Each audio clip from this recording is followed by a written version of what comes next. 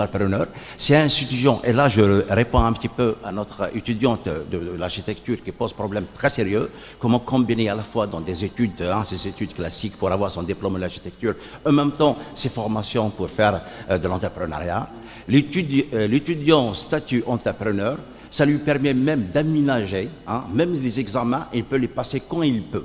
Tout dépend de l'état d'avancement de son travail au niveau justement de la formation en start-up, au niveau de son projet. Ça veut dire qu'on peut lui aménager les cours, aménager les examens. Donc c'est comme un sportif de haut niveau, à qui on crée un peu les conditions aussi justement d'avancer dans sa carrière. Ça, il faut le faire, il faut y aller. Et pourquoi pas, ça a été posé maintenant par mon collègue, je pense aussi, rien ne nous empêche d'aller vers un statut d'enseignant entrepreneur. Parce que nous avons des enseignants qui ont des idées, des belles idées qu'on peut commercialiser, qu'on peut justement concrétiser. Pourquoi ne pas laisser ces enseignants y aller vers ce projet? Aussi, une autre idée que je voudrais vous soumettre, c'est de donner la possibilité aux laboratoires de recherche de créer leur propre entreprise. Un laboratoire peut créer une entreprise, une sorte de spin-off, donc pour valoriser la recherche dans des laboratoires. Vous savez, si on arrive à faire ça, nous n'aurons pas besoin de financement du ministère de l'Enseignement supérieur pour les laboratoires ou la direction de recherche. Les laboratoires auront les moyens, justement, à madame, justement, d'acheter des équipements, de réparer les équipements parce qu'ils auront de l'argent. Donc on peut y aller vers ça. Okay? Nous avons beaucoup d'idées innovantes au sein des laboratoires, donc on peut y aller vers ces idées. Donc voilà à peu près ce que je voudrais partager avec vous. Okay? Donc, et je souhaite un petit peu que ce projet soit concrétisé. Et je vous remercie. Merci M. Boukrif pour toutes ces idées, pour toutes ces propositions. Allez-y, monsieur.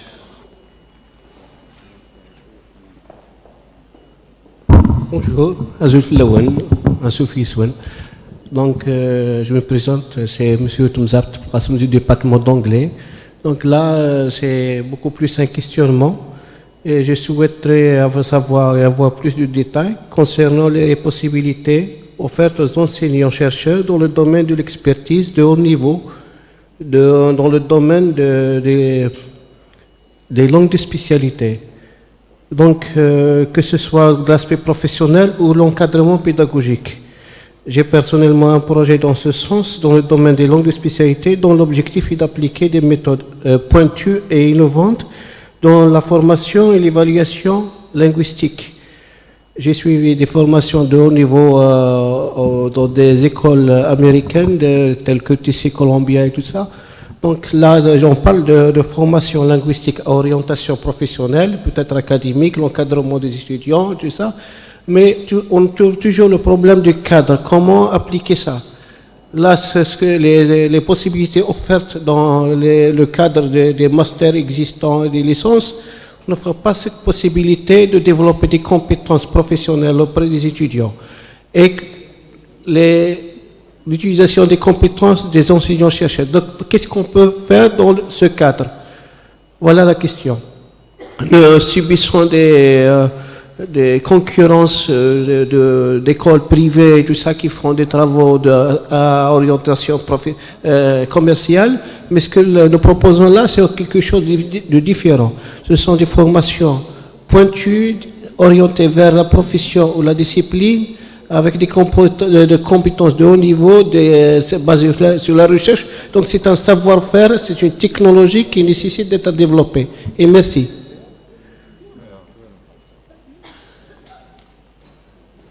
Des questions de la part des étudiants.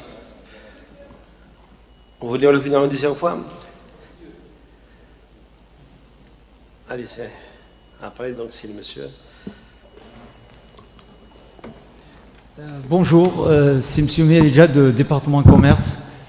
Donc j'ai deux petites questions. Donc la première, vous avez parlé sur le financement externe, c'est-à-dire les incitations pour inciter les entreprises à participer dans le projet. Qui va faire l'initiative? Est-ce que c'est l'étudiant qui va contacter l'entreprise ou c'est l'incubateur?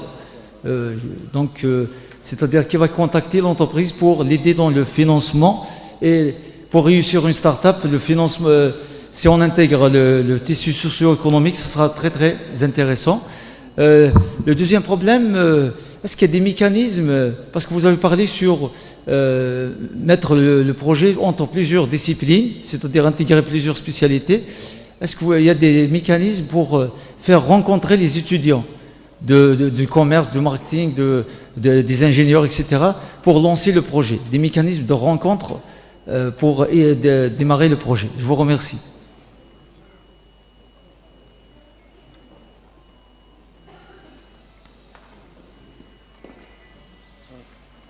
Bonjour, Zouber Brahami, étudiant au niveau du département de mini-géologie au niveau et représentant du club scientifique Géoclub. Pour ma première question, c'est vous avez parlé des critères pour choisir ces entreprises. On peut savoir des startups plutôt. On peut savoir exactement quels sont ces critères. Et pour ma deuxième question, c'est y a-t-il une possibilité de rejoindre ces startups après sa création, après le dépôt de dossier, si on n'a pas encore atteint le lycée étudiant? Vous avez compris la question? Y a-t-il une possibilité que d'autres étudiants rejoignent ces startups après le dépôt de dossier? Après, oui. Et, concernant, j'ai eu une petite remarque. Je rejoins madame qui a au niveau du département de géologie, parce qu'on partage dans le domaine de la recherche, on a vraiment besoin d'équipements et tout. Donc, c'est un sérieux problème. Merci à vous.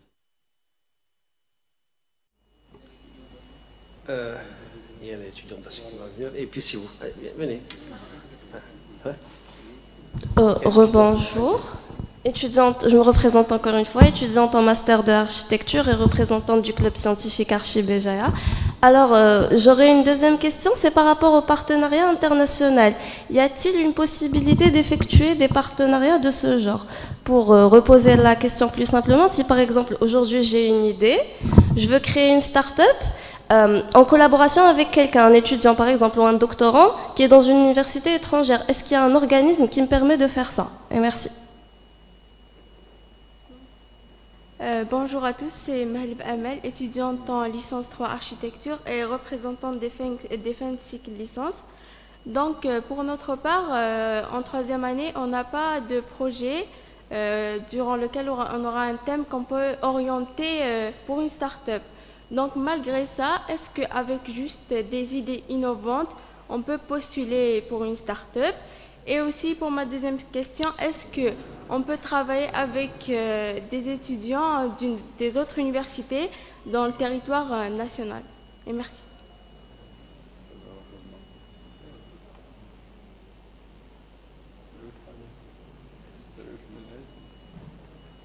Bonjour. Je m'appelle Ibrahim Al-Hassan Ag. J'ai fait le Master 2 en finance et commerce international. Donc, comme vous le constatez, je suis étranger. Hein? Oui, allez. Malien? Oui. Ma question est, est-ce que nous, les étudiants étrangers, on peut bénéficier de ce programme? Voilà, merci beaucoup.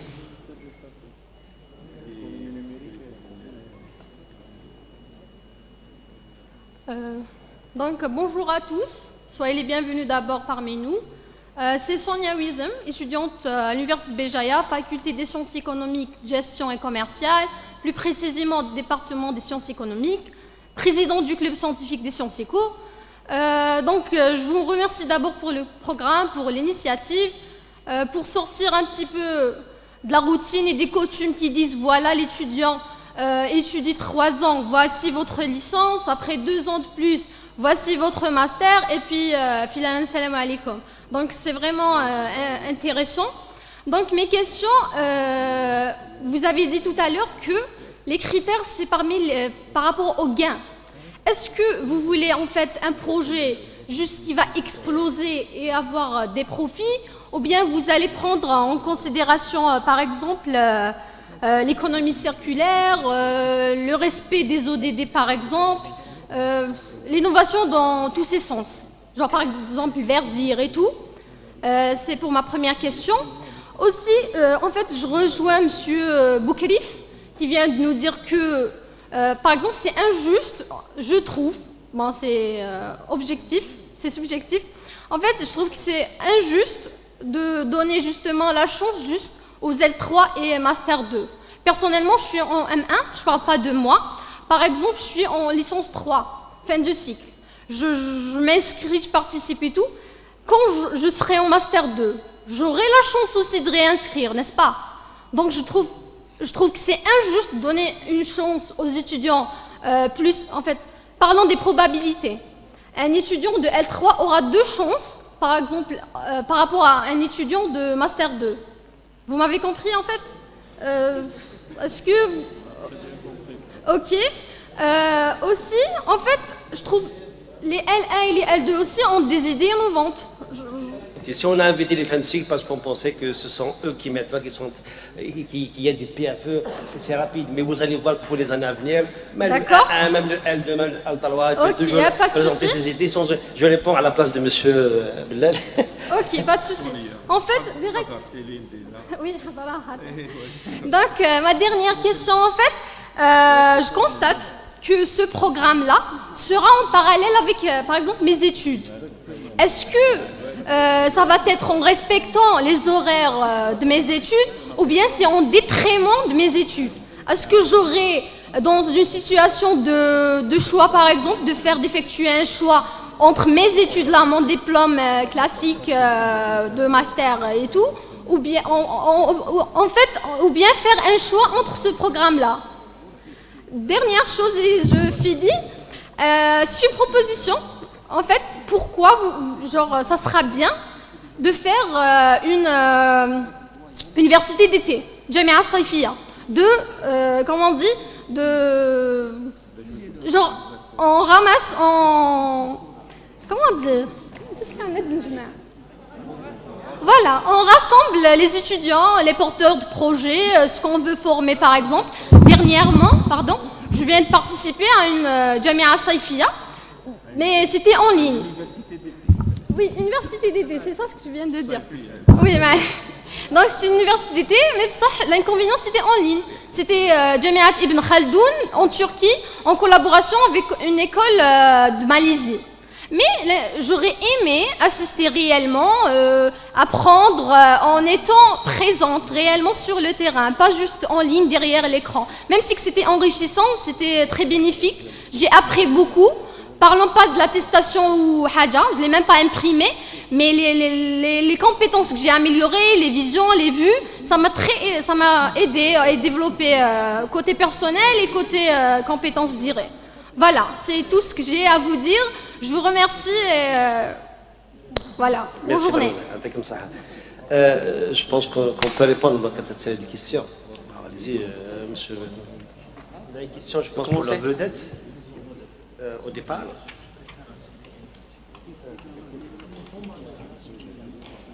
Voilà, ok, allez-y. Donc pour le labo de recherche, il y a une expérience au niveau de l'université de Tarf.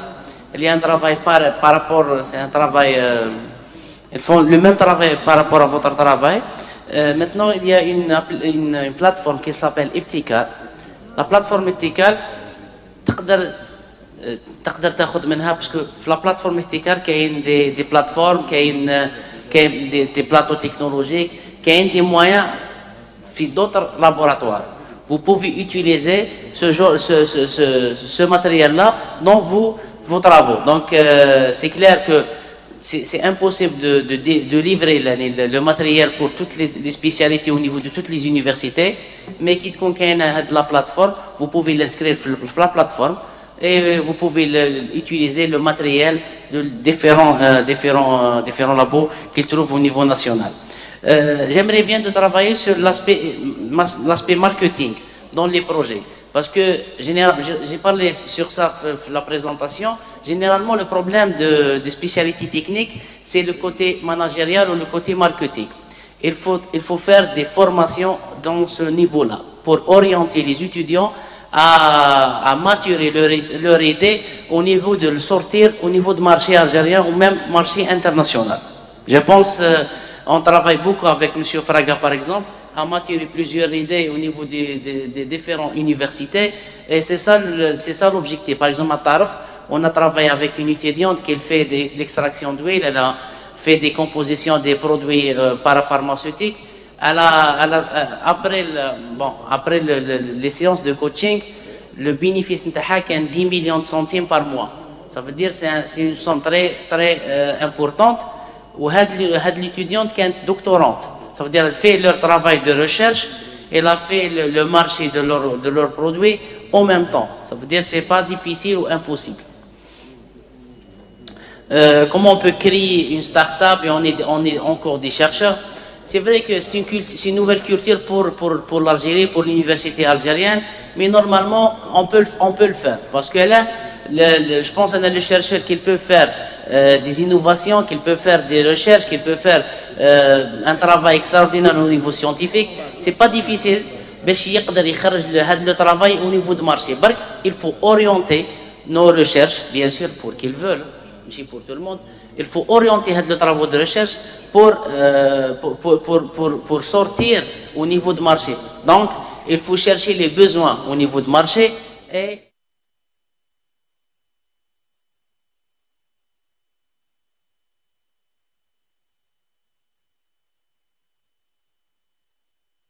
avant de travailler sur les recherches.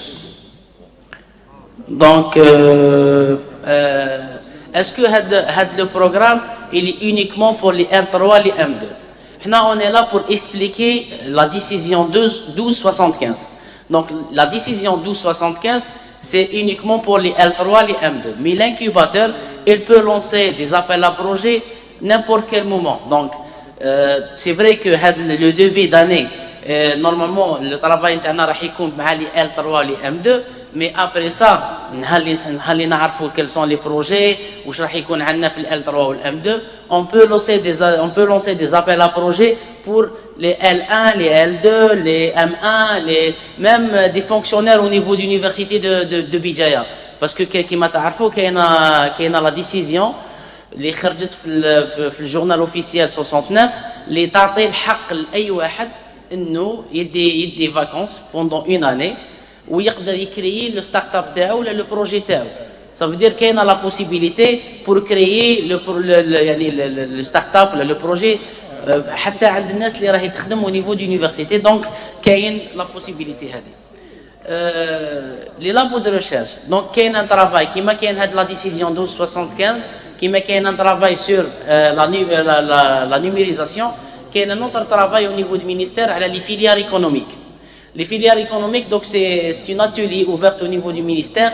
كاين un comité اللي راهي تخدم على هذا le travail. Donc, inchallah, راح يكون كاين ميم كاين لو ستاتي لو نوفو ستاتي تاعنا تاع لونيفرسيتي راح يكون فيه كامل هادو لي بوين سوا لو ستاتي تاعنا يعني راح يكون فيه au niveau d'incubateur راح يكون في لو ستاتي au niveau de filière économique راح يكونوا واذا حكينا على لو filière économique ça veut dire on peut valoriser tous les travaux au niveau de l'université au niveau même au labo de recherche.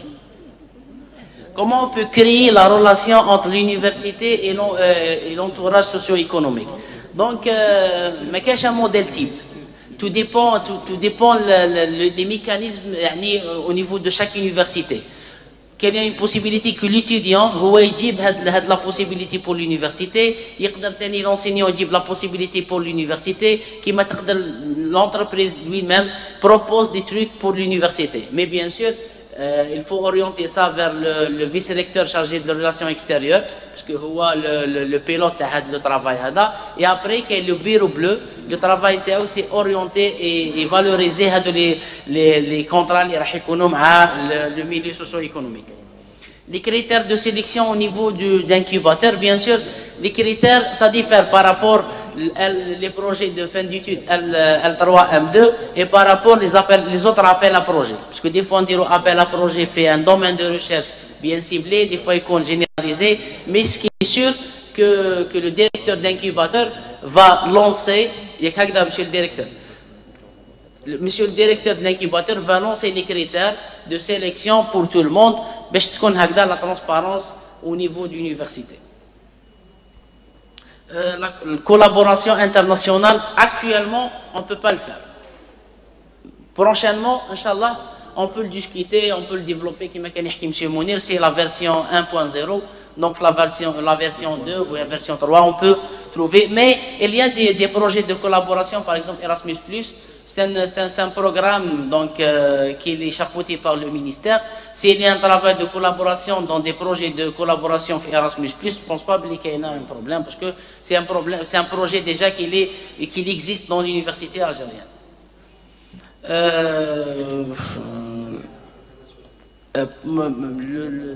L'étudiant malien. Donc il peut, il y a une possibilité pour faire des formations, pour l'accompagnement, tout ça, mais au niveau de financement, donc on peut pas garantir le financement pour un étudiant étranger. Non, actuellement c'est impossible, je dis ça. Mais seulement c'est dans le cadre des programmes qui existent déjà, par exemple Erasmus+. Donc, est-ce qu'on vise uniquement des projets qu'ils ont des gains, des grands gains, ou on vise d'autres projets qui ont une relation avec le développement durable, avec l'économie circulaire? Donc, au niveau d'incubateur, c'est l'incubateur qui décide ça.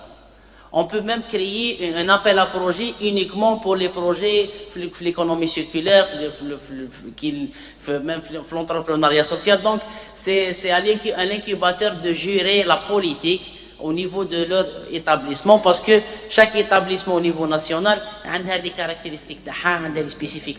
Chaque wilaya, Allah يبارك, احنا رانا قارة. Dernièrement, كنا في غردايا, احنا عملنا وصلنا les frontières تاع الجيري. كي حكينا على تمرست كانت مازالت 1400 كيلومتر على تمرست. دونك لاجيري الله يبارك كبيره وعريضه. دونك شاك ولايه عندها واش تقدر دير، واش تقدر تعرف، واش تقدر تخدم بارابور. دونك هنا لو كادر كي نقول الديريكتور دانكيباتور بيان سور كامل لو ستاف تكنيك، لو ستاف ادمينستراتيف بيداغوجيك تاع لونيفرسيتي. دونك يعطيكم الصحه، بارك الله فيكم. مسيو فراغا. Bismillahirrahmanirrahim. Donc bonjour à tous. Tout d'abord, je remercie l'ensemble du staff universitaire pour l'accueil. Je remercie aussi les étudiants et les chercheurs pour leur présence. Alors, j'aimerais juste, avant de répondre à certaines questions, j'aimerais revenir sur le contexte de cet arrêté. Donc, l'arrêté ministériel qui est signé et qui vise justement à transformer les PFE en start-up. C'est pourquoi Alash déroule le ministère, parce que l'employabilité des diplômés, elle est très faible. On n'est pas à l'aise, on fait ce programme pour le plaisir. En réalité, c'est une obligation pour l'université. Et l'université doit faire un effort supplémentaire pour trouver des solutions à ces diplômés. Donc, c'est par rapport au contexte. Sinon, je reviens pour partager certaines bonnes pratiques ou bien certaines expériences.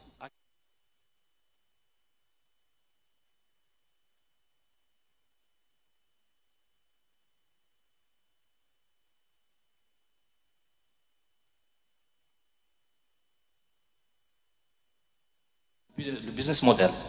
Donc, ce que je recommande aux étudiants, c'est de trouver des solutions ou bien de trouver des thématiques qui répondent à des besoins réels. Ce n'est pas la peine de faire des PFE d'ordre académique, purement académique. Non, c'est de trouver, d'identifier des problématiques qui répondent à des besoins réels. C'est ce qui détermine la réussite d'un projet. Et ensuite, donc pour trouver cette thématique ou bien pour trouver ce besoin, il faut comprendre le besoin du consommateur. Parce qu'au final, c'est lui qui décide. Est-ce qu'il va consommer votre produit? Est-ce qu'il va acheter ou pas? Donc il faut vraiment aller sur le terrain et essayer de comprendre le besoin du consommateur. Et la deuxième chose, c'est de trouver un modèle d'affaires. Donc le business model, c'est ce qui fait la différence entre une entreprise classique et une entreprise et une start-up. La différence, c'est dans le business model. Pourquoi? Parce que l'entreprise classique, le modèle d'affaires, il est connu. Il est marouf. Mais la start-up, c'est une entreprise qui est à la recherche d'un modèle d'affaires. Donc, il n'est pas encore déterminé son plan d'affaires, son modèle d'affaires, pardon. Donc, ça, c'est pour les étudiants. Ensuite, pour les accompagnateurs, bien pour l'incubateur, Il y a aussi des bonnes pratiques. La première, c'est les coachs, le choix des formateurs et des coachs. C'est bien d'avoir un staff académique, les enseignants, les chercheurs. Certes, ils ont un bagage très intéressant. Les compétences et l'expertise, c'est vrai, on en a besoin pour former les porteurs de projets, pour former les étudiants. Mais aussi, il faut voir à l'extérieur. Les banquiers, les hommes d'affaires, les chefs d'entreprise, aussi, ils ont un bagage très important en termes de formation et en termes d'encadrement des projets de création d'entreprise. Le deuxième point, au niveau de l'incubateur, bien des programmes d'accompagnement, c'est la propriété intellectuelle. Donc, c'est une chance à l'université de Bijaya d'avoir le KT, mais il faut vraiment accompagner ces projets dans toutes les questions liées à la propriété intellectuelle. Donc, à commencer par la recherche d'antériorité, ensuite la rédaction, le dépôt au niveau national et international, c'est des questions qu'il faut maîtriser. C'est vrai, il fait un cassement de tête, mais c'est important pour les projets d'innovation. Donc, aussi la propriété intellectuelle. Le troisième point, c'est le prototypage.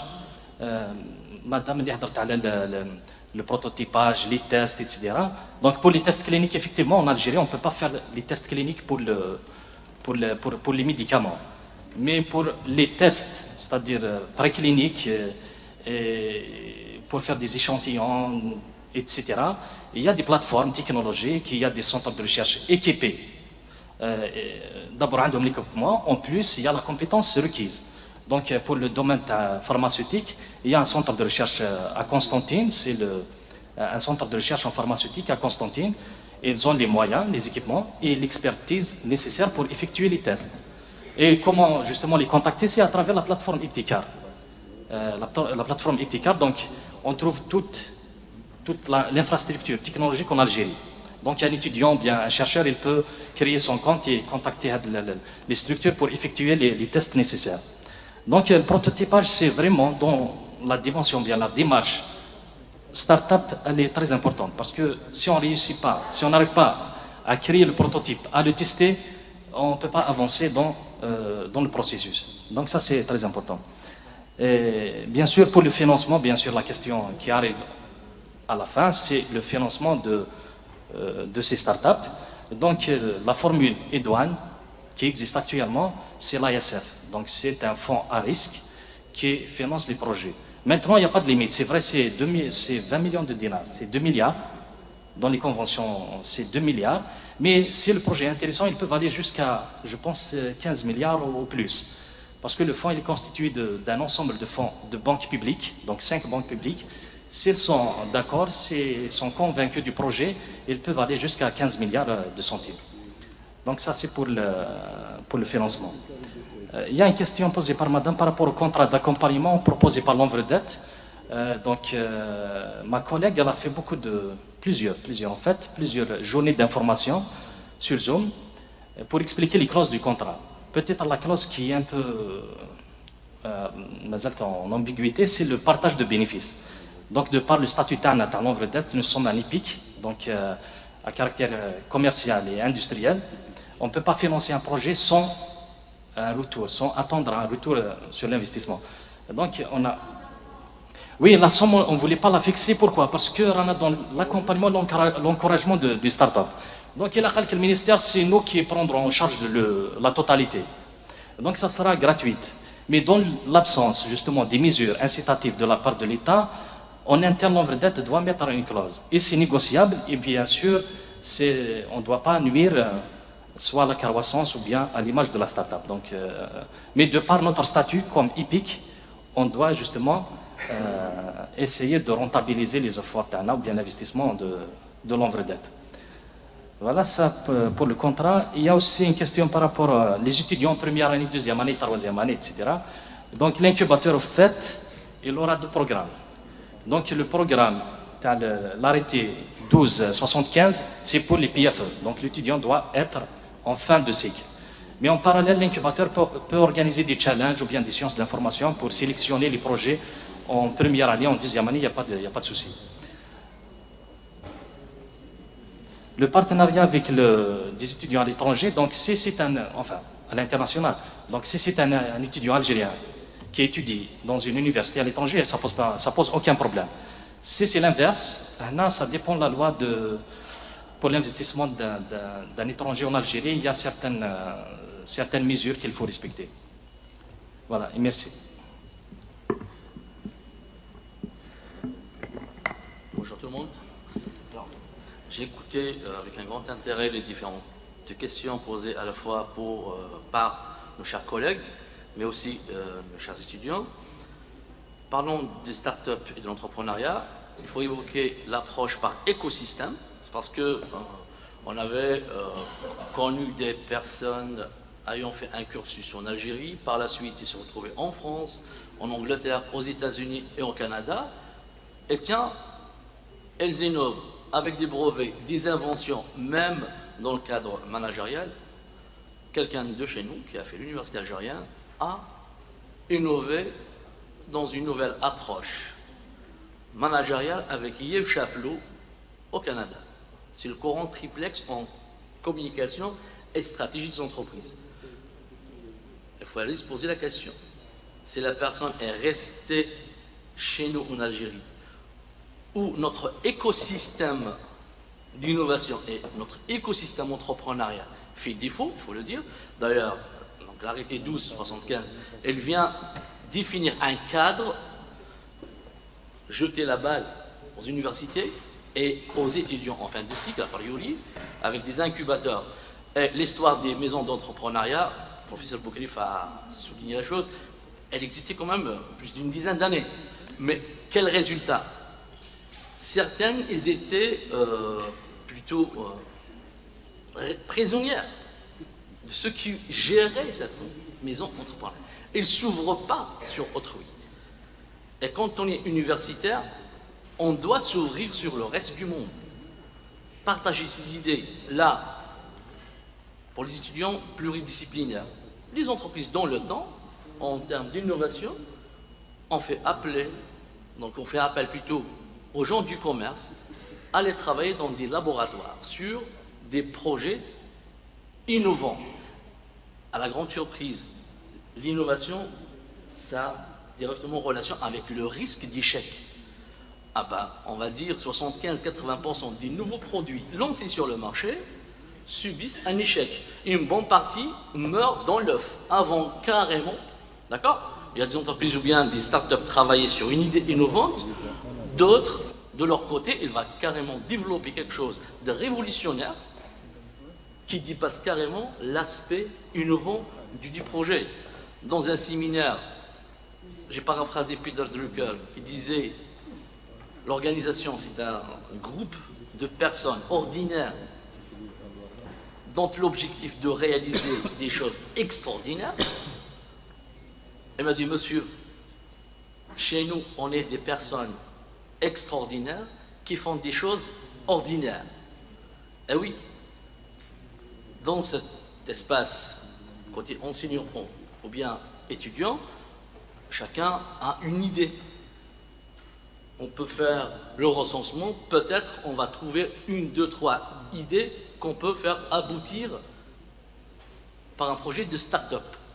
C'est parce que nous sommes ce que nous voulons être. Mon cher collègue tout à l'heure, elle a parlé des mécanismes donc incitatifs à l'enseignant, côté rémunération, côté réduction de charges. Je ne suis pas contre, tout travail nécessite rémunération. Mais quand on fait dans le travail d'universitaire, a priori, on doit être hédoniste. Hédoniste dans le sens servir, des fois même sans attendre au retour quelque chose de pécunier. Former des générations, pour ne pas revenir à une expression d'un responsable qui disait l'Arabia واش تفيدني أنا كي يكون عندك un prix Nobel. À mon sens, c'est très grave. Quand on représente une institution, de balancer comme ça, de dire واش تفيدني أنا كي يكون عندك un prix Nobel. Si l'université de Bijaya va connaître dans l'avenir des start-upers qui vont peut-être s'introduire en bourse, à la bourse d'Alger, donc pour ce qui est de la remarque de professeur Boukrif de la banque start-up, il y a quelques années, ça a parlé de la création banque PME. Ça n'a jamais vu le jour, même celle-là, ça m'étonnerait, mais par contre, trouver le moyen de les acheminer. Apparemment, il y a une convention qui a été signée avec la Poste d'Alger. Lever des fonds. D'ailleurs, pour citer l'exemple de Yassir, il fallait aller aux États-Unis pour lever 10 millions de dollars. Et pourquoi pas, pour ce qui est des autres partenaires économiques, notamment des entreprises privées, des entreprises étrangères qui sont installées en Algérie, peuvent s'impliquer, d'accord, pour la levée des fonds. C'est parce que les finances, c'est le nerf de la guerre. Je vous remercie. شكرا أستاذ مادوش على هذه التوضيحات. بالنسبة عندنا سؤال بالنسبة للدكاترة. احنا اون فورم لي دكتور بوغ اتر انسينيون ولا انسينيون شيرشور ولا شيرشور. عندنا حوالي 22,000 22 أكثر من 22,000 فوازين لي 30,000 دكتور شومور في الجزائر. 30,000 دكتور بطال، حوالي 30,000 دكتور بطال. رقم رهيب. 30,000 دكتور بطال، ما كاش، ما نقدروش نوظفهم اساتذه، ما عندناش لي بوست. دونك هذا الدكاتره البطال يكون يبقى بلا لوجيك. انا دكتور لازم نقري في الجامعه ولا شيرشور، بوتيتر في حياته ما يتوظفش. دونك لازم لي بدائل باش ما نلحقش لهذا المستوى وهذا النوع من المشاكل الاشكاليات اللي نعيشوها. الطلبه تاع الليسونس L3 والماستر 2 وحتى لي دكتورون، دونك المجال مفتوح حتى لي دكتورون. سي اون التيرناتيف، هذا بديل. الانسان الكيس العاقل، الانسان الفاهم اللي يفهم مليح منطق الحياه، ما نميزيش اون ميم با تو لي زو دون ان سيل باني. ما نحطش انا لا نضع كل البيض في سله واحده. يفو فاري البروفيل. خلاص هذا لو بروفيل اونيك واحد بوتيتر ما يخرجكش. دونك فاري البروفيل، عندك بروفيل بوليفالون، ما مشاتش منا تمشي منا. دونك كوتي بزنس، البزنس اي واحد يقدر يدير بزنس. كاين دو ناتور عنده البروفيل تاع لونتربرونور دو ناتور، هذو طلبه متميزين نكتشفوهم نمشي معاهم بعيد. اللي ما عندوش البروفيل نقدر نستثمر معاه. كاين التكوين لا فورماسيون، كاين اللي عنده ربي طالو موهبه، كاين اللي بالتكوين نقدر نوصل. لانه القراءه يتكلم على الرغبه والقدره، الرغبه والقدره. كاين اللي عنده القدره ما عندوش الرغبه، هو حر يقدر صح ما يحبش. دونك قلنا انا نفتح لي برادع اللي حاب البروغرام هذا مرحبا بك. باش دير ميموار واحد انت راح دير ان ايفور، فوزالي فيغ ميموار فين ديتود، زيد ان بتيت ايفور انكس.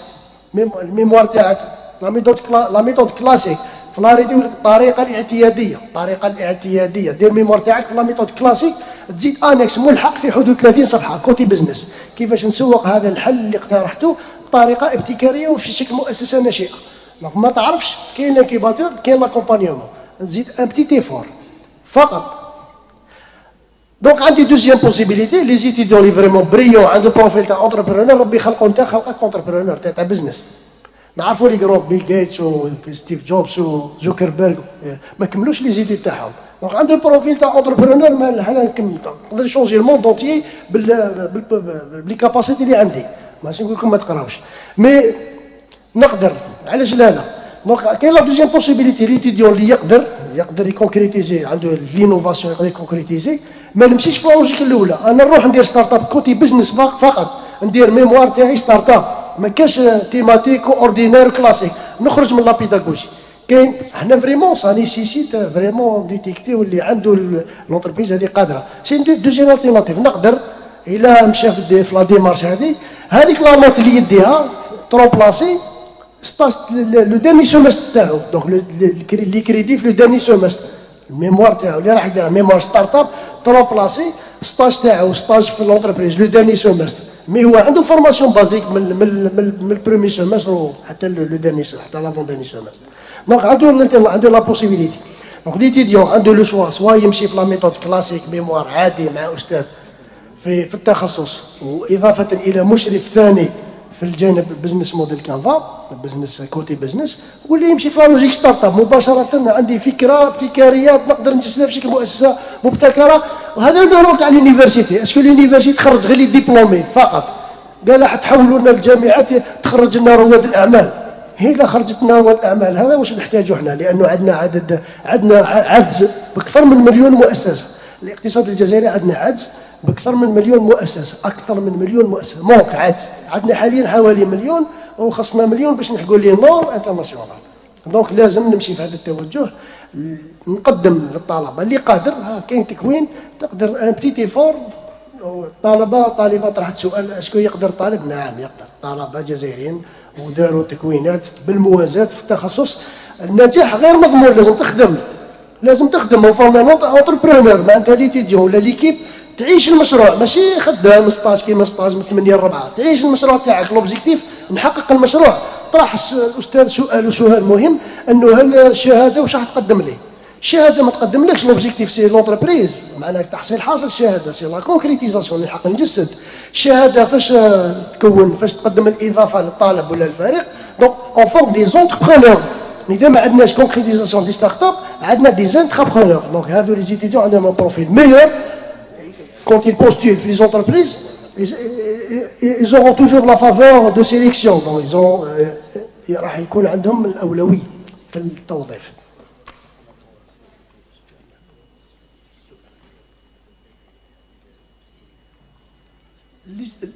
بالنسبة للشراكة مع ليزانستونس انترناسيونال، الشراكة حنا مؤسسة تعليم عالي. كل شراكه لازم تفوت على لا كوبيراسيون، لازم تفوت على الوزاره، لازم تكون عندنا اتفاقيات مع اي هيئات خارجيه. اللي عندنا معاه اتفاقيه رانا نمشوا معاه، ما عندناش اتفاقيه ماشي ما نمشوش معاه. نقترحوا، عندنا رولكس تاعنا، نقترحوا الوزاره نراسلوهم هل فيه امكانيه شراكه مع هذا الاجانب. اذا ما كاش ما عندناش، عندنا منع. دونك رانا مؤسسه جامعيه تكوينيه نحترموا القوانين الجمهوريه. بالنسبه للطلبه الاجانب، الطالب الاجنبي يقدر يساهم مع الفريق، لكن في لا كونكريتيزاسيون ما يقدرش يساهم في الفريق. المساهمه مفتوحه لاي واحد. انا في المؤسسه تاعي نستدعي خبراء، بصح ما يكونش معايا في المؤسسه، معنا بور فار ابوتير لو بروجي تاعي نستعين باي كان، ما عنديش مشكل. لانه الهدف انه ننشئ المؤسسه تاعي. بصح باش يكون معايا شريك هو اجنبي ما يقدرش يكون معايا انا كطالب. هذه من بعد عند انشاء المؤسسه في البوست كرياسيون دونتربريز. هاي مؤسسه قائمه بذاتها، تقدر تدير شراكات وتعقد، خلاص تستقل عن الجامعه. لكن في الاطار الجامعي الطلبه مؤطرين ضمن حاضنه الاعمال الجامعيه.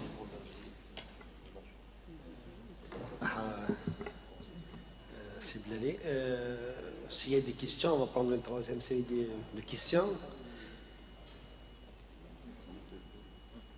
Oui, madame. Allez-y, madame, allez-y.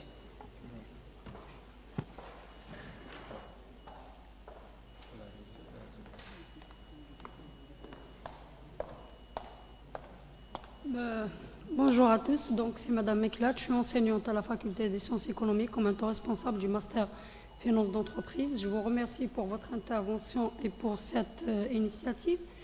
J'ai quelques questions, un peu finance et un peu management. Donc côté financement, donc monsieur vient de répondre, apparemment le plafond c'est 2 milliards de centimes. Ma question, en cas d'échec, vu que le réalisateur du projet ne paye rien, c'est le fonds de l'État qui s'en occupe. Est-ce que ça n'augmente pas la version risque? Donc l'investisseur n'a rien à perdre, donc ça sera beaucoup plus de l'aventure qu'un investissement, vu qu'il ne perd rien. Donc il ne va pas s'impliquer forcément, d'accord? Donc c'est ma première question. Donc la deuxième question, en cas de réussite, est-ce qu'il est censé rembourser? Qu'est-ce qu'il gagne? Et quand est-ce qu'il va s'arrêter le remboursement? La durée? Donc des détails techniques, parce que c'est très important. Mon autre question, par rapport à nos étudiants, nos pauvres étudiants font une formation donc pratiquement théorique, donc qui ne voient la réalité qu'au bout de la fin de leur formation pour un mois, voire réellement, si on rassemble les journées de réception, c'est à peu près une semaine, avec comme ça un divorce total entre la formation pratique et la formation théorique. Qu'est-ce qu'on s'attend de nos étudiants? Donc s'ils ne voient pas comment que ça se passe dans la réalité de l'environnement commercial, des risques, des contrats, des aléas, comment est-ce qu'ils vont entretenir un projet?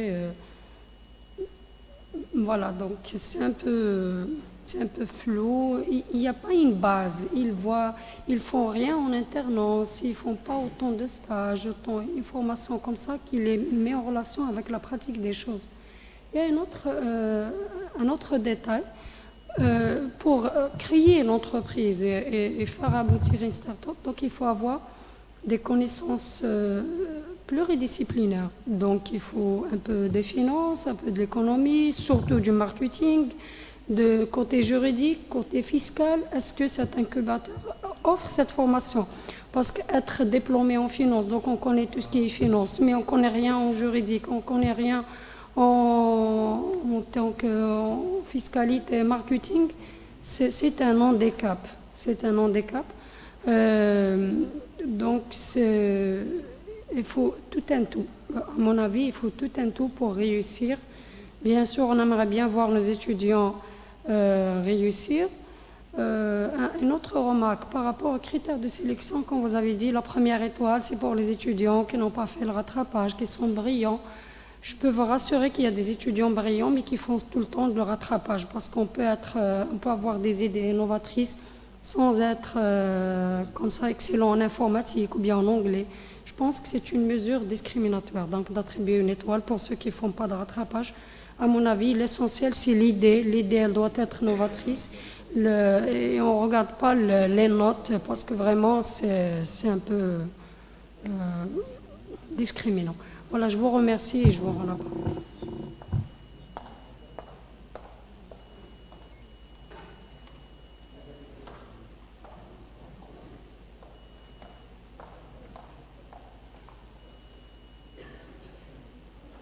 Bon, je vous remercie pour être là aujourd'hui. Je tiens à vous présenter mon profond respect pour la délégation ministérielle ainsi que nos chers professeurs ici présents et l'ensemble des étudiants.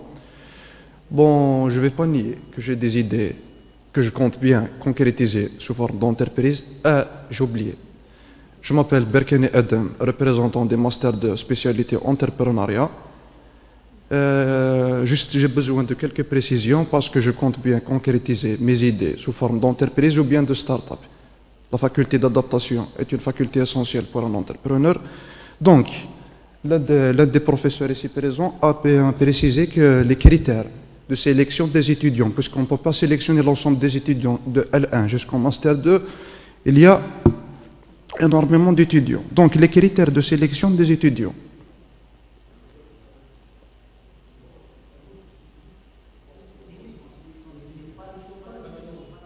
D'accord. D'accord. Pour la deuxième question, Madame Klat l'a souligné maintenant. Pour les critères d'évaluation, non, pour la première étoile, la discrimination par le rattrapage ou bien. D'accord. La deuxième question est les critères d'évaluation de l'idée innovante. Comment on peut évaluer l'idée innovante? Parce que comme nous l'ont enseigné nos chers professeurs, je remercie Madame Boudèche et Madame Slimani qui sont ici présentes, ils nous l'ont suffisamment enseigné que l'idée, il n'y a pas de bonne ou de mauvaise idée, mais seulement d'idées utiles. Est-ce qu'elle est utile? Donc pas forcément c'est un gain, mais une idée, elle doit impérativement répondre non pas à l'ensemble du problème, mais une problématique donnée, un certain problème dans la société. Donc comment l'idée innovante va être perçue? Ou bien quels sont les critères que vous comptez utiliser pour évaluer l'idée? Est-ce qu'elle est innovante ou pas? Donc, l'idée étrangère, les idées des autres entreprises étrangères, par exemple européennes ou bien américaines, est-ce que l'idée étrangère qu'ils utilisent là-bas, on peut la concrétiser ici, dans notre pays, à condition qu'elle réponde à une problématique donnée, parce que l'environnement n'est pas le même et la culture n'est pas la même.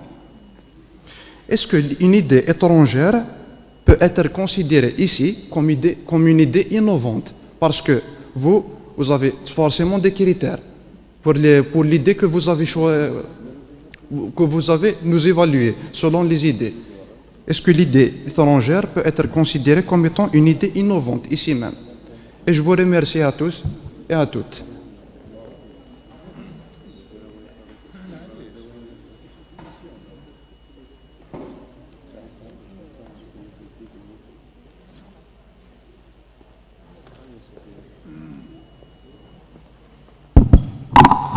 Donc, bonjour tout le monde, c'est M. Bounouni Sofiane, chef département d'architecture, faculté de technologie. Donc, au début, je tiens à remercier notre tutelle pour cette louable initiative à l'encontre de nos étudiants. Je remercie nos chers collègues invités pour leur présentation très claire, très pertinente et très riche. Voilà, donc, comme vous le savez, il est évident qu'aujourd'hui, le développement d'une économie forte et émergente repose sur les indicateurs économiques forts et stables, notamment le développement des startups. Il y a aussi le plan stratégique 2020-2024 qui prévoit le passage d'une économie basée sur les prix du baril à une économie plus durable, faisant de la start-up un moteur de développement économique. On ne peut que adhérer à cette démarche de la nouvelle vision, comme vous l'avez déjà soulevé au début, d'un étudiant demandeur d'emploi à un entrepreneur, à un étudiant entrepreneur pourvoyeur d'emploi. Donc, j'ai quelques questions à vous poser. La première, j'aimerais bien évoquer la question de la loi de finances 2023. Comme vous le savez, dans les anciennes lois de finances, les startups sont exonérées de la TAP, de l'ERG, de l'EBS pour une durée de 3 ans. Il y a aussi l'EFU et il y a la TVA aussi pour les équipements. Est-ce que la loi de finances 2023 prévoit quelque chose dans ce sens? Voilà. La deuxième question, c'est quelles sont les sources de financement qui s'effectuent pour les startups dans notre pays? Donc, comme vous le savez, vous avez évoqué la question du Fonds d'Algérie du financement, qui découle déjà de la conférence nationale des startups qui s'est déroulée déjà en 2020. Dans ce sens, on peut parler du business angeles, du crowdfunding, ce qui est en quelque sorte le financement participatif, la TWISA, etc. Ou bien, il y a aussi le dispositif étatique, l'ONSEG, l'ONGEM, etc. Et le capital risque, le fameux capital risque. Voilà. La dernière question, c'est quelle forme juridique des porteurs de projets start-up selon l'ensemble des variantes proposées par la législation algérienne, individuelle ou bien par action, etc. Et je vous remercie.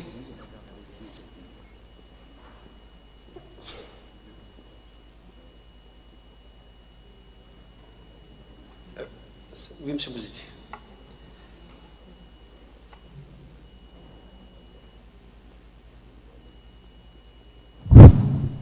Zulf Laouen, Ansoufi Souen. Alors, c'est M. Bouzidi, le responsable assurance qualité au niveau de l'université de Béjaïa.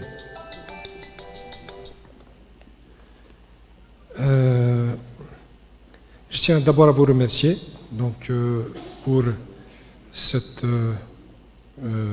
conférence donc, que vous avez faite à Béjaïa. Et je dirais que l'idée, elle est très bonne. Maintenant, la réalisation, ça reste autre chose. Moi, qu'est-ce que je vais dire? J'aimerais bien vous croire. Mais il faut dire que la majorité des gens, généralement, ils sont un petit peu pessimistes.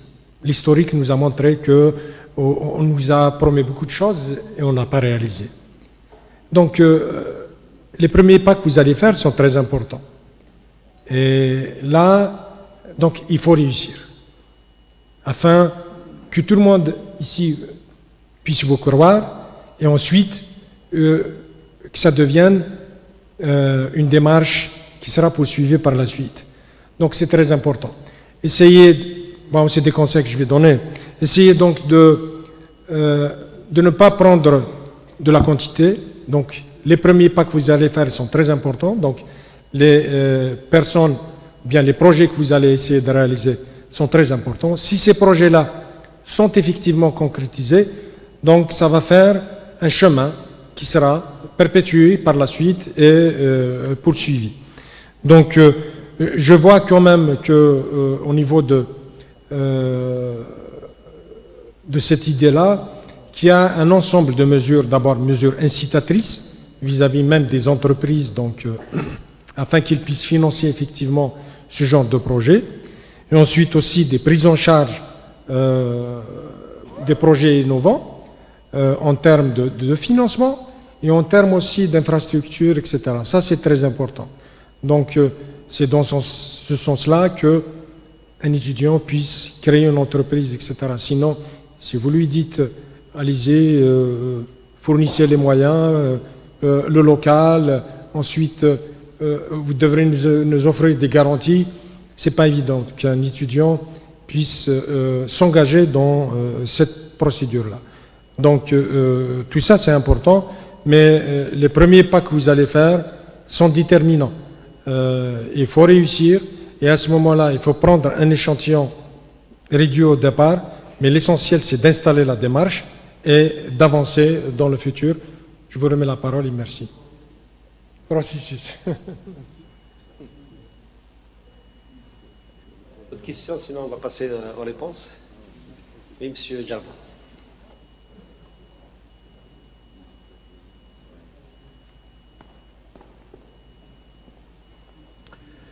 Salam alaikum. Assalamtkoum fi Bjaya. Vous êtes les bienvenus. C'est monsieur Jarmon Houssine, responsable domaine architecture, urbanisme, métier de la vie. Donc moi, bon, d'abord je vous remercie pour la clarté et la richesse des exposés. Comme l'a dit mon collègue monsieur Bounouni, c'est vraiment très c'est appréciable qu'on puisse penser, former des étudiants entrepreneurs, des étudiants qui apportent quelque chose à l'infrastructure économique de notre pays, d'en faire des pourvoyeurs de travail, pourvoyeurs et créateurs de richesses que demandeurs d'emploi. Moi, ma question est, je vais vous ramener un peu vers de la pédagogie. C'est la question que des étudiants puissent se mettre, par exemple, à 6 et de différents départements pour faire un master, enfin, pour prétendre à l'habilitation, disons, le diplôme start-up. Non, enfin c'est l'attestation ou le label, entre parenthèses. Donc, comment on peut, ça veut dire l'organiser, comment c'est organisé, ça veut dire, il est, enfin, si, par exemple, si on prend l'exemple seulement de 6 étudiants de différents départements, comment ça se fait, qui sera évalué, qui va évaluer le travail, ainsi de suite. Et l'autre question, c'est que comment on peut considérer que un projet de start-up ou un projet de a abouti. Ça veut dire après, à la fin de l'année, on considère qu'il a abouti, qu'il peut prétendre au label après.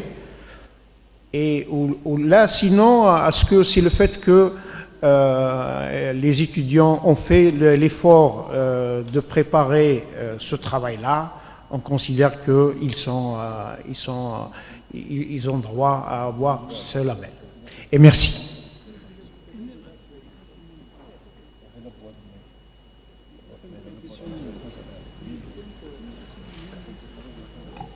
Donc, pour l'ASF et le financement d'une start-up, bien sûr qu'on ne finance pas tout le monde.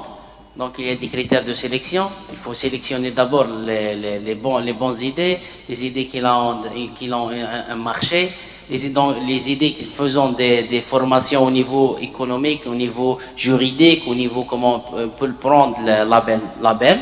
Donc, et après ça, qu'il prend le label, ce sont des projets déjà maturés, ce ne sont pas des idées, ce sont des projets. Alors, je ne pense pas que l'ASF ou l'Envredette ou le GRDT ou bien le partenaire socio-économique finance n'importe qui. Donc, pour ça, on ne peut pas dire qu'on est au même stade ou au niveau de l'ex-expérience de l'ANSES, si on peut le comparer. Donc, c'est une nouvelle vision qu'il finance uniquement les bonnes idées, les bons chercheurs. Les mécanismes de travail. On travaille avec les étudiants, ça fait bien longtemps. d'expérience de l'université de Biaya au niveau de la maison d'entrepreneuriat UC. Donc, les caractéristiques d'un étudiant entrepreneur, elle est différente par rapport à notre étudiant. C'est un étudiant guéri. Il peut travailler au niveau de leur travail technique, leur mémoire d'études, et en même temps, il peut travailler pour commercialiser ou pour immerger leur idée ou leur entreprise. Donc, les caractéristiques du personnage de l'entrepreneur, elle est différente par rapport les autres étudiants. Donc, pour ça, on peut compter à nos étudiants entrepreneurs pour faire ça. Donc, la formation théorique, maintenant, c'est un problème parce que donc, dans le monde de beaucoup d'étudiants faisant des formations, l'entrepreneuriat, différents domaines, donc faisant des stages aussi, des stages pratiques. Donc, pas tout le monde, mais il y a un pourcentage important. Par exemple, des exemples. Par exemple, en notre université, il y a 3 ou 4 projets, donc il existe, des étudiants. Déroulent le même parcours. Il y a 20, 30, 40 étudiants vraiment les donnent l'attestation, le diplôme, mais il y a aussi 3 ou 4 étudiants créant leur entreprise, leur start-up sans soutien de la loi 1275. Ça veut dire qu'on est là pour soutenir les étudiants qui ont les compétences et la capacité pour faire ça. Ce n'est pas tout le monde qui peut faire ça, mais il y a un pourcentage important dans notre université. Et je touche ça au niveau de plusieurs universités. في الشرق في الغرب في الشمال في الجنوب parce que avant ما رانا في la commission كنا des coachs وكنا des formateurs وشفنا les compétences qui existent au niveau des universités algériennes وكاينه la compétence وكاينه la réalité. كاين برك هنا كاين deux projets. Quel le projet étudiant 5 étoiles ou quel le projet projet fin d'études start-up ou bien brevet. Donc, ils sont séparés. Le projet étudiant 5 étoiles, c'est pour aider l'étudiant à améliorer leurs compétences dans différents domaines. Domaine d'accompagnement, domaine des langues, domaine de formation. Donc, mais le projet de 1295, c'est un autre projet. Le travail intérieur, il focus sur les idées et la création des startups. L'étudiant, on peut faire la différence entre une idée innovante et un projet. Donc, c'est vrai, c'est difficile de faire la différence, c'est vrai, c'est difficile de choisir des bonnes idées parce que c'est de l'innovation, c'est tout un monde. Mais généralement, on travaille sur la maturation d'idées. Ça veut dire quoi? Généralement, on dit le فرق بين الإبداع والابتكار. ندخلوا شوية في التhéorique. Mais qui نحكي على الإبداع, ça veut dire c'est une idée. Mais l'ibtikar, c'est quelque chose, on peut le toucher. Des fois, on peut toucher une idée. Par rapport à quoi? Par rapport à la maturation d'idées. Ça veut dire que quand un étudiant il a une idée. Déjà, l'idée elle est floue, mais on a les compétences, mais on a l'orientation, mais on a la vision sur le marché. Je ne peux pas choisir ce genre d'idées. Mais les genres d'idées, les sont des idées orientées vers le marché. عندهم le marché نتاعهم عندهم la possibilité de réaliser le marché réellement. Donc هنا bien sûr ما كاش le 100%. Parce que لو كان نحكيو على la méthode les كامل les incubateurs في le monde entier ياخذوا بهم les projets, c'est ça, c'est un appel à projet, يحطوا لك 10 000 projets, 20 000 projets, 100 000 projets, et après qu'il y a un comité au niveau d'incubateur qui fait le choix du projet. Des fois, on a comme exemple Nokia qui est le fondateur de l'Android, شافوا معاه قالوا له ما نحتاجوكش. راح il a créé son entreprise, son start-up. Déjà Android اليوم وين راه ونوكيا وين راهي. Donc c'est ça le monde d'idées. On peut rien garantir. Le 100% n'existe pas au niveau du monde de l'innovation. Le transfert technologique, bien sûr, on peut faire. C'est un domaine. Bon, j'aimerais bien que M. Rabah Fraga réponde à ces questions de la transfert technologique et le brevetage. M. Rabah, les deux questions.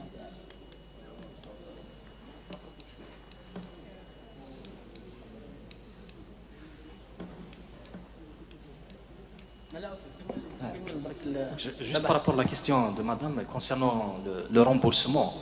Donc, tout ce qu'on dépense ou bien l'accompagnement, le financement pendant la période d'incubation, donc il n'y a pas de remboursement. Mais ensuite, pour la création de start-up, donc c'est l'ASF donc le fonds Algerian Startup Fund, donc c'est celui qui finance les projets, c'est un capital risqueur, donc il fait partie du capital de la start-up. S'il y a une réussite, donc on partage le bénéfice, s'il y a un échec, bien sûr on partage l'échec. Donc il finance à 100% le projet, sauf qu'il est minoritaire dans le projet.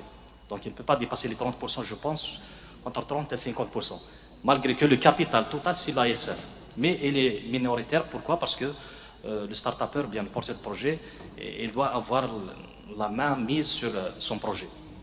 Donc ça, c'est pour le remboursement. Pour les formations, donc c'est le rôle de l'incubateur de prodiguer des formations du côté leadership, management et compétences entrepreneuriales.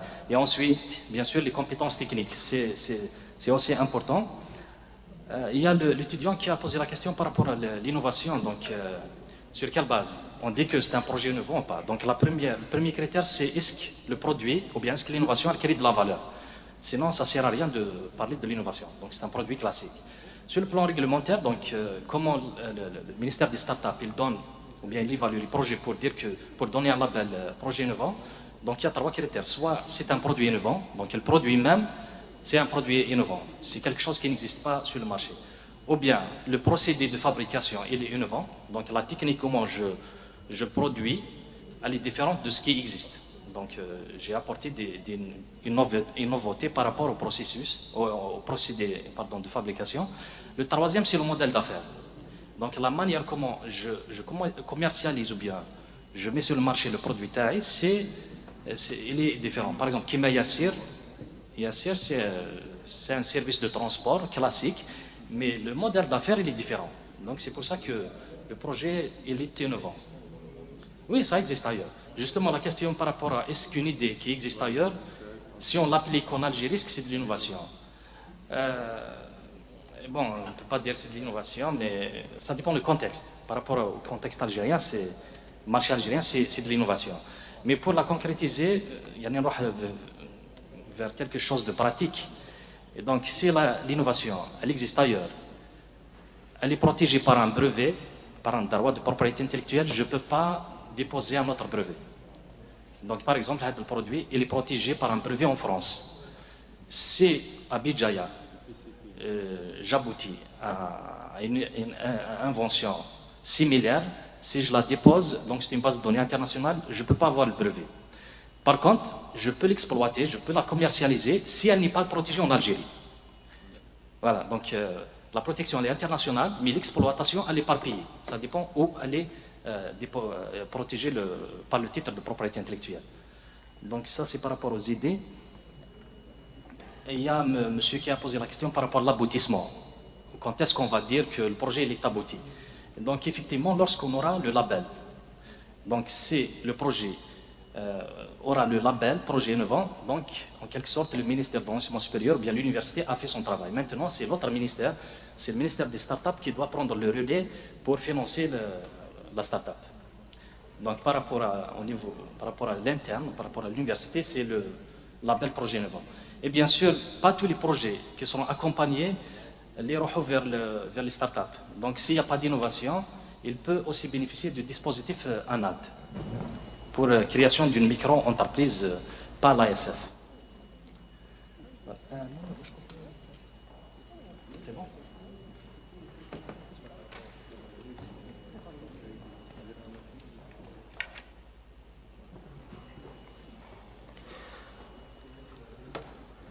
بالنسبة لإشكالية التمويل، كثير من الزملاء الأساتذة طرحوا التمويل. المؤسسات الناشئة هنا التمويل بالمخاطرة، رانا في لانوسيون ريسك. الأستاذة طرحت تساؤل انشغال في محله دقيق. إذا ما كانش الريسك ما يريسكيش، وراي لانوسيون تاع ستارت اب سي ريسك.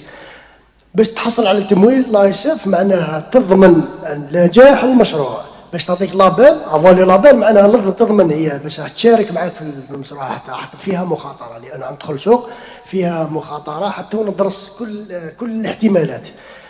بتحصل على لابيل معناه نعطيك الفينونسمون لازم لابيل. باش تحصل على الفينونسمون تاع لا اس اف، صندوق تمويل المؤسسات الناشئه، هو صندوق ماشي بنك، هو صندوق فيه مخصصات ماليه لجميع فئات المجتمع والطلبه خاصه اللي يتحصلوا على لابال في اطار حاضنه الاعمال، انه يتحصل على تمويل. بصح الشرط لازم لابال، ما تقدرش تحصل على تمويل تاع لا اس اف اذا ما عندكش لابال. فيه اسئله اخرى في هذا المجال. التمويل مفتوح لكل لي سورس دو فينونسمون، مصادر التمويل مفتوحه، لانه راني في ليست لا لوجيك ستارت راح نكري اونتربريز اذا صبت البنك يمول لك ماك، اللهم بارك. ما كاش بلافونمون، سقف التمويل، لو بلافونمون تاع الفينونسمون سي اونيكمون باغ لي ديسبوزيتيف تاع ليتا، لي كرياسيون دونتربريز، لي ديسبوزيتيف تاع الدوله اللي فيها تسقيف.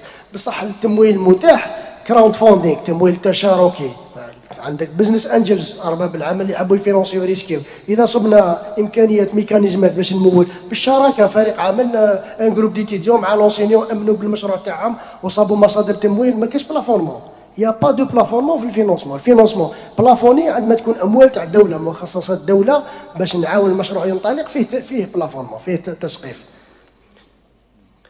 فيها صيغه قانونيه خاصه بالنسبه للمؤسسات الناشئه، ان فورم جوريديك سبيسيال اللي تخرجت العام الماضي خاصه بالمؤسسات الناشئه، عندهم صيغه قانونيه خاصه، ماهيش سي ديدي اونيكمون ستارت اب.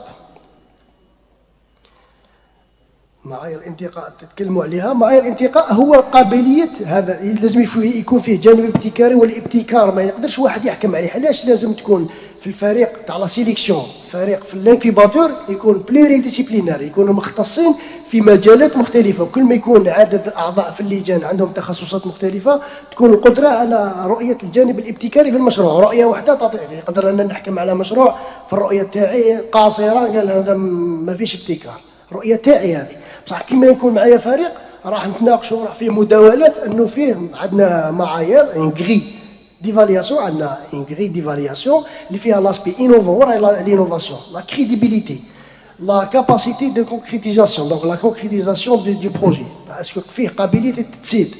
الجانب لا بريزونطاسيون تاع لي بروجي، تقديم المشروع، القدره على الاقناع والوضوح، وضوح الفكره، المعارف القبليه تاع فريق العمل. علاش كيكون فريق عنده القدره على الاختيار انتقاء اذا كان واحد وحده. عندي فريق متكامل فيه تخصصات مختلفه، نشوف بلي قادرين ينجحوا بالمشروع، لانه عندي 4 5 تخصصات في مشروع واحد، فيه قدره كبيره. اذا كان واحد سي ديفيسيل دافوار بليزيور كومبيتونس دون ان سيل بروفيل. بالنسبه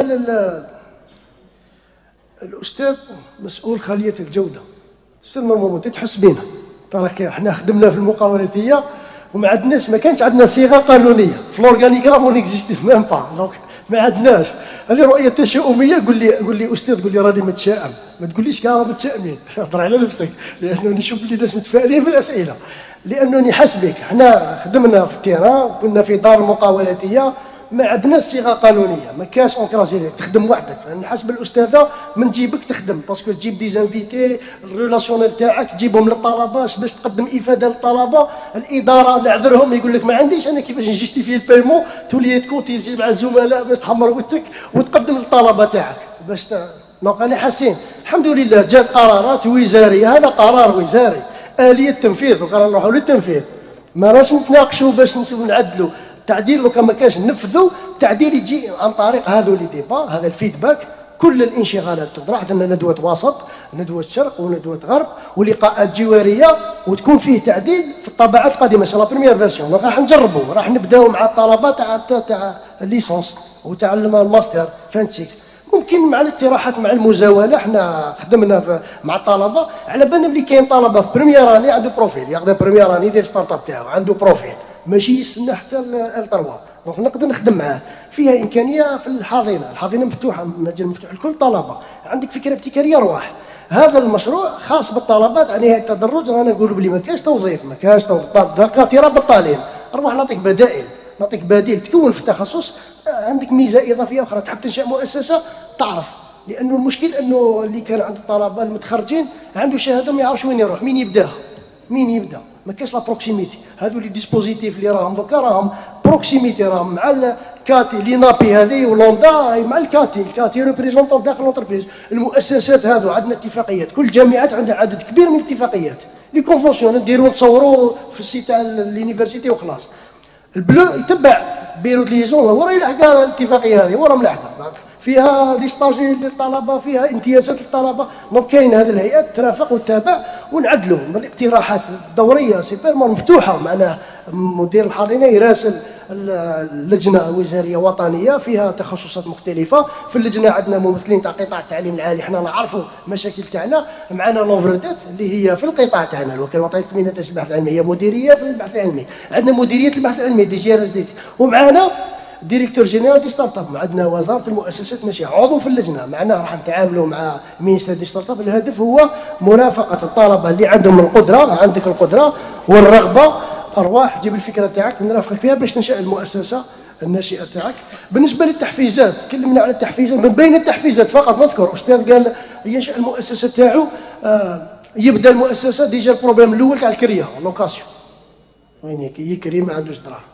هذا اللي الكومبلكس اللي دشنوه يوم السبت في وزاره التعليم العالي مع لي ستارت اب. ليتيديون في لينيفرسيتي عنده ان اسباس يخلص الكرا تاعو سي 200 دينار بار موا، 20 في الشهر. ارواح تقدر عندك لوطوبيس تاعك تبدا تنطلق في المؤسسه الجامعيه، عندك لوكال نقدم لك مؤسسه الجامعيه 200 دينار بار موا. اخدم برك معناتها كل الفضاءات لي زيسباس كووركينغ. الاستاذ كان طرح لي انشغال على لي زيسباس، جات مراسله انه لازم تكون فيه فضاءات مخصصه للطلبه اللي في هذا البرنامج عندهم فضاءات خاصه بهم باش يعملوا فيهم اضافه للحاضنه. دونك كاين دي زيسباس دو كووركينغ مع الانكيباتور ايكيبي، وفيها امكانيات حتى تمويل البروتوتيباج باش دير نمذجه تمويل يكون في الحاضنه. المؤسسه الجامعيه تمول. اذا ما عنديش انا عندي في الجامعه ما عنديش كيفاش نمول، وعندي دي بريفي خواص يقدر ينجز لي يساعدني في البروتوتيباج، كاين دي ميكانيزم دو بايمون نقدر نخلصوا باش يجسد النموذج الاولي لمشروع الطلب. الاستاذ يطرح لنا سؤال تنظيم فرق العمل. المراسله ارسلت لازم نطالعوا عليها لأن المراسله ارسلت 27 سبتمبر 2022 انه فيها شرح مفصل على فرق العمل كيفاش راح تكون. مراسله جديده كانت يوم الخميس ارسلت للندوات يوم الخميس، فيها خلايا المتابعه. معنا في كل مؤسسه جامعيه فيها خلايا للمتابعه، فيها مدير الجامعه مع مدراء الكليات والمعاهد مع ممثل الطلبه، حتى ممثل الطلبه يحضر في اللجنه، مع مدير الحاضنه. لجنه متابعه هذه تاع الجامعه. وكاين لجان على مستوى كل كليه، مدير كليه مع رؤساء الاقسام والميادين، وممثل طلبه ليسونس وممثل طلبه ماستر 2 يتابعوا هذا البرامج. عندما يكون عندي مشروع فيه 4 تخصصات، مثال 4 تخصصات مختلفه، وين نوطن دوميسيلياسيون وين راح يكون الاستاذ؟ راح يكون عند الفكره الاقرب للموضوع. قال هذا تخدم اكزومبل قال نوتير سيرفيس نوتير وبلاتفورم كونيكتيفيتي اونتر لي نوتير. هنا الدروه تروح في الدروه، تروح للدروه، لانه هذه المواضيع في النهايه راح تروح للحاضنه. هذو خلايا المتابعه يشرفون على متابعه هذه المواضيع الاشكاليات. ثم على مستوى الحاضنه هي اللي تقرر، خليه الحاضنه هي اللي تقرر مع الخبراء الى مشروع ابتكاري ولا مش ابتكاري. ماشي معناه كل طالب يجيب الفكره راح يستفاد من هذا البرنامج. اذا كان فيه الجانب الابتكاري راح يبقى في الحاضنه، اذا ما فيش الجانب الابتكاري قال هذا الفكره عاديه كلاسيكيه تعاود تولي سيجي كلاسيك اوردينير تيوريك، تعاود يولي الديبارتمون تاعو يخدم وحده. دونك الفريق ما كاش فريق، لانه هذا المشروع ماهوش قادر ما عندناش القدره ان نجسدوه في شكل مؤسسه ناشئه. معناه كاين عامل ارسلت المراسله يوم الخميس. دونك لازم تعمم على كل الاساتذه والاسره الجامعيه باش يعرفوا كيفاش يتعاملوا مع هذا. ولا في اشكاليات استاذ راسلوا اللجنه، احنا في الاستماع، ولانه عندنا تقارير شهريه الوزير مباشره الوزير، هاي انشغالات كل مؤسسه جامعيه كيفاش نعالجوها من خلال اشغال اللجنه. شكرا.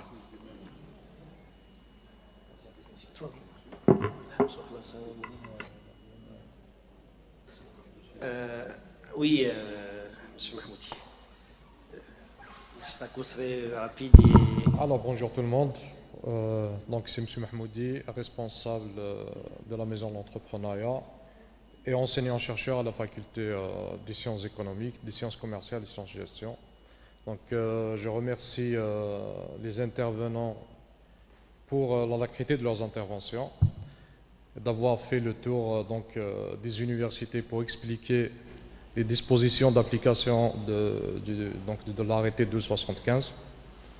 Alors, c'est juste pour intervenir sur 2 points. Le premier concernant, on a beaucoup parlé de la création d'entreprises ex nihilo, mais on a peu parlé des solutions techniques, voire innovantes, que peuvent apporter ces PFE au profit de l'industrie.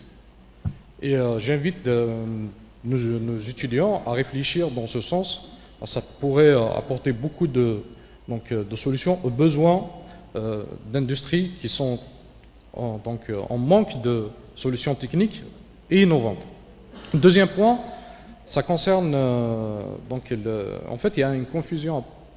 Certains étudiants ont fait l'amalgame entre l'application du décret 1275 qui est destiné aux fins de cycle A3 et M2. Par contre, les missions qui sont incombées aux structures d'interface dont les responsables sont assis derrière moi, il y a un plan d'action qui a été mis en place. Pour ma part, en tant que responsable de la maison d'entrepreneuriat, il y a un plan d'action, il y a des matériels, des journées thématiques, etc. Dont le programme sera communiqué incessamment. Il est ouvert au grand public, mais aussi à des étudiants porteurs de projets, notamment pour développer leur idée de projet, la faire germer, en apportant des compétences soft à ce type de projet. Et je vous remercie. شكرا يعطيك الصحة سي محمودي. Je pense rapidement, essayer d'être bref. Juste une petite intervention pour mettre les choses au clair sur les critères de sélection. Nous, pour les projets, c'est des projets à orientation nationale. C'est sécurité électrique, sécurité alimentaire, digitalisation, utilisation des nouvelles technologies dans d'autres domaines et dans la santé, des projets impact social, environnemental. Bien sûr, après, pour les critères de sélection, on vous a dit qu'il y a une commission qui va s'en charger de la sélection. Elle est composée de moi-même, d'un responsable de l'université, une personnalité scientifique de l'université, plus d'autres partenaires socio-économiques. Le directeur de l'ONSEJ, peut-être un animateur de l'ONSEJ, plus des représentants des banques. Les banques, plus l'emploi, la direction de l'emploi, plus un autre partenaire de domaine industriel. Là, après, il faut apparaître c'est quoi la valeur ajoutée, c'est quoi le caractère innovant des projets. Parce qu'il y a une différence entre un projet, une idée de projet innovant et un projet innovant. L'idée, c'est comme on parle, là, je pense, vous l'avez souligné, le transfert de savoir et de technologie. Le transfert de savoir et de technologie, c'est ça le plus difficile en Algérie, on ne maîtrise pas encore ça. Valoriser quelque chose. On prend un exemple, un ingénieur ou un docteur. Un doctorant, il fait des essais, il obtient des résultats, il interprète 2, 3, 4 publications, impact d'une revue A, A+, B, on ne sait pas. Mais est-ce qu'il est capable de mettre l'idée en pratique? Il y a des spécialistes, il y a une publication, hop, il sort avec quelque chose d'impact réel sur le terrain. C'est comme, je l'ai toujours cité aux étudiants, c'est comme les Grecs et les Romains. Les Grecs, c'était des génies, des philosophes, des mathématiciens, sauf que il n'y a pas de ruine grecque, même en Grèce. Les Romains, non. Le Moyen-Orient, l'Afrique, l'Europe, il y a toujours des ruines parce qu'ils ont su mettre en pratique qu'est-ce qui existe déjà. Ils ont inventé la charrette, la roue et tout.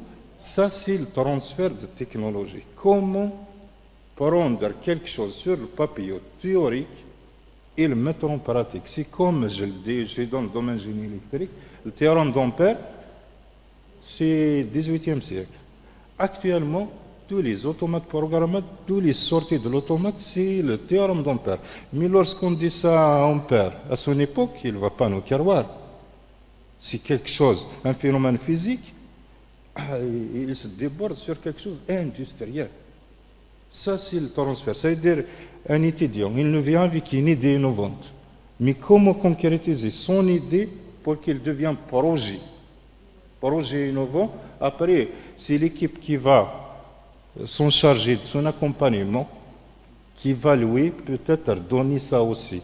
Mais il ne faut pas mélanger les choses. La mission de l'incubateur, il est destiné à tout le monde, y compris les gens qui n'ont pas fait d'université, les gens de CAPA, les gens sans diplôme, sans aucune instruction. Nous, on regarde le projet, il doit être innovant.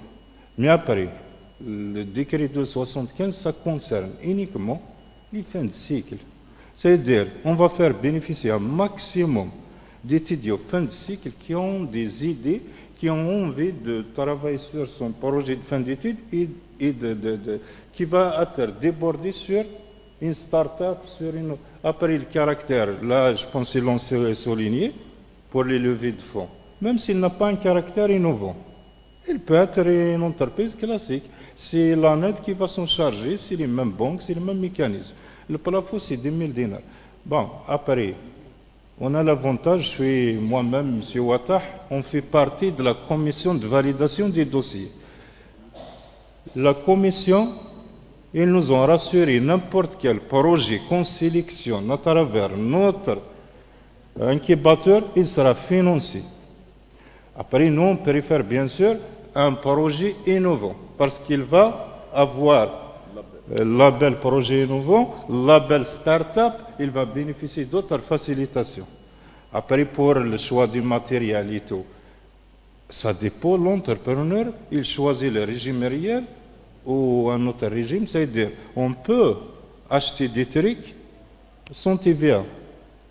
C'est à vous de choisir. Et en même temps, même s'il y a quelque chose qui n'existe pas en Algérie, actuellement, les banques nationales, ils ont mis des dispositifs chez eux, on peut importer avec le taux de change de la banque, et sans TVA, il y a beaucoup de facilitation. Là, je m'adresse aux étudiants de profiter de ça. Il y a que, je pense qu'il n'y a qu'en Algérie qu'on trouve ça. Si on dit à un étranger, voilà, notre pays offre 10 millions de dinars pour un chômeur, il va être choqué. Il faut profiter de ça. Après, même, je pense qu'il y a beaucoup d'améliorations. Il y a d'autres organismes qui sont créés, il y a des ministères qui sont créés pour appuyer ça. Et en même temps, même si on est à l'étranger, on peut créer un projet ici. À l'étranger, bien sûr, de nationalité algérienne. On peut créer un projet ici de l'étranger. C'est-à-dire là, je pense qu'il n'y a pas plus que ça. Ce décret-là, ce projet de 75, on va prendre un maximum possible, lorsque je dis possible, c'est la capacité de l'incubateur, de la maison de l'entrepreneur et des autres structures. Après, on attend juste un renforcement avec un appui financier pour équiper. Parce que là, maintenant, on n'a pas encore équipé ces structures de matériel scientifique et informatique. Et en même temps, on a une possibilité de créer un Fab Lab pour le prototypage. Les imprimantes 3D avec le fil plat en PVC polyéthylène, des imprimantes 3D métalliques, des CNC laser, des friseuses. Là, c'est pour le prototypage. Le prototypage, ça concerne beaucoup plus le domaine technique. Là, on sort avec un prototype. Ce qui concerne après le brevetage, je pense que le représentant de l'Enverodette, ils l'ont très bien expliqué. D'ailleurs, l'équipe qui va être affiliée à ces structures, ils vont bénéficier de beaucoup de formation dans ce domaine. Rédiger une demande de brevet, ce n'est pas facile. Mais l'INAP assure ça avec l'OMPI, l'Organisme mondial de la propriété intellectuelle. C'est-à-dire là, s'il y a un projet breveté à l'étranger, il n'est pas protégé, si on peut l'exploiter. Il y a après des projets innovants que national, il y a d'autres en international. Tout ça, les frais de demande de brevetage, c'est l'université qui va assurer le financement. Je pense qu'il n'y a pas d'hésitation, mais Qu'est-ce qu'on va vous dire? On ne va pas prendre tout le monde. Les fins de cycle, ils sont très nombreux. On va prendre que les projets à caractère innovant dans des thématiques à orientation nationale et en même temps, est-ce qu'il a un caractère innovant et avec un degré de maturité. Bien sûr, les projets qui ne sont pas innovants, on va les accompagner pendant une semaine et on va les orienter vers la note. C'est un dispositif de financement. Là, pour le projet 275, ça ne concerne que les fins de cycle. Mais l'incubateur, sa vocation, il fait un appel à projet innovant. Ça concerne tout le monde. Première année, deuxième, CFPA, il n'a pas fait d'école, c'est un fonctionnaire. On ne regarde pas la personne, on regarde le projet. Ça, c'est la mission principale de l'incubateur. Mais ce décret-là, on va utiliser cette structure pour accompagner beaucoup plus d'étudiants fin de cycle. C'est ça qu'il ne faut pas mélanger les choses. Là, celui qui a une idée de projet innovant, et en même temps, il est en train de préparer son projet de fin d'études, et pourquoi pas? Et pourquoi pas bénéficier de ça? Voilà. Merci, merci monsieur العفوي. نشوف لي نكتفي بهذا القدر من الأسئلة. وخلاص على ما أظن وصلنا لنهاية à la fin de la rencontre. Je tiens à remercier les membres de la commission pour leur déplacement et pour les éclaircissements qu'ils ont apportés, pour la conférence qu'ils ont animée. Je remercie donc les présents aussi pour le débat qu'ils ont déclenché par les différentes questions qu'ils ont posées à la commission. Et on termine, je ne sais pas, عندكم آخر كلمة تقولها ما كاش يعطيكم الصحة بارك الله فيكم. On va faire une photo de groupe, حابين نديروا photo de groupe. Juste un conseil pour mon ami Al-Aifawi, toutes ces démarches, toutes ces procédures, moi je vous invite peut-être de se rapprocher de centre de calcul pour créer un site ou bien une page spécialement pour l'incubateur. Voilà, c'est très important. Et c'est comme ça qu'on diffuse l'information, la page Facebook, Twitter et tout, donc pour diffuser l'information. Comme ça, et merci.